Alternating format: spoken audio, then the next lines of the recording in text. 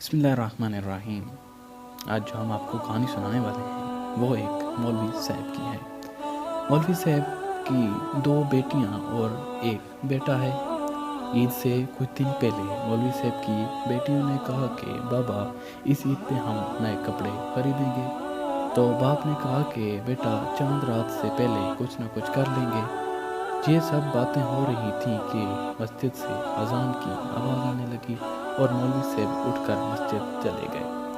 कुछ दिन जब गुजरे और चांद रात के एक दिन पहले मौलवी साहब जब मगरिब की नमाज़ पढ़कर घर वापस आए तो उसकी बेटियों ने वो तमाम की तमाम चीज़ें जो लेनी थी बाबा के इंतज़ार में खड़ी थी, उन्होंने एक लिस्ट बनाई हुई थी।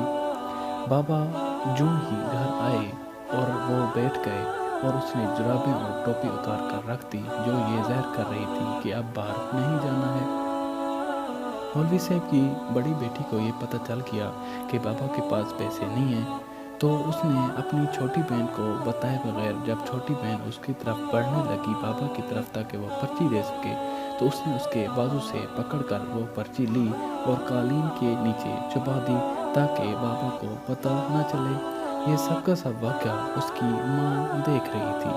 उसकी माँ को रोना आया और वो उनके सामने तो नहीं रो सकती थी क्योंकि वो बच्चियों के सामने रोना मुनासिब नहीं समझा। उसने प्याज उठाए और काटना शुरू कर दिया ताकि वो जी भर के रो सके।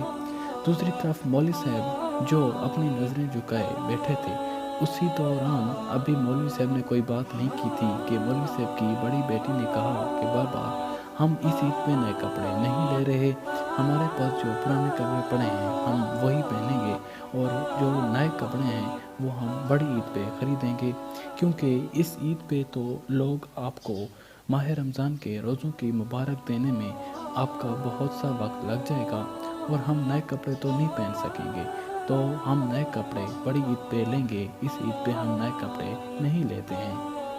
जब मौलवी साहब ने अपनी बड़ी बेटी की ये बात सुनी तो उसकी पगड़ी फ़ख्र से बुलंद हो गई, लेकिन उसी ही लम्हे उसे अपनी बेटियों के मरते हुए एहसासात नज़र आ रहे थे जो वो उसके लिए मार रही थी।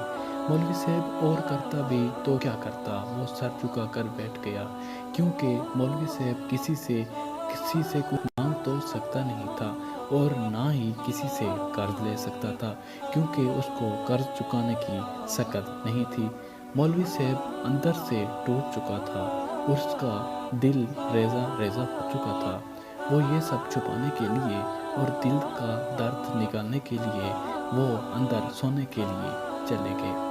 सुबह के वक्त जब मौलवी साहब नमाज से फारिग होकर घर वापस आए तो घर में उसकी बड़ी बेटी और उसकी छोटी बेटी उसका इंतज़ार कर रही थी और मौलवी साहब के लिए एक नई क़यामत इंतज़ार कर रही थी। मौलवी साहब की छोटी बेटी हाथों में कुछ पैसे लिए बाबा के सामने आई और कहा, बाबा हम तो इस ईद पे नए कपड़े नहीं ले रहे, लेकिन आप भाई के लिए जाकर नए कपड़े ले आएँ क्योंकि वो नए कपड़े पहनेगा और वो कल आपके साथ ईद नमाज पे जाएगा और वो बच्चों के साथ गली में भी खेलेगा।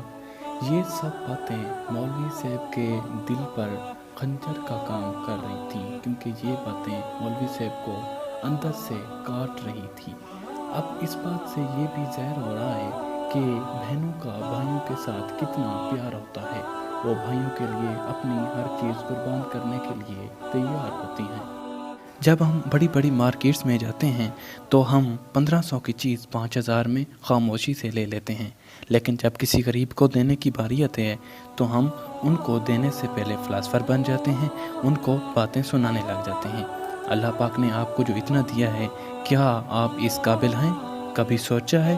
अल्लाह पाक ने आपको इतनी दौलत दी है, अल्लाह पाक ने आपको दौलत देकर और गरीब को कम दौलत देकर आज़माया है, और जो इस आज़माइश से पार होता है तो अल्लाह गफ़ूर रहीम है।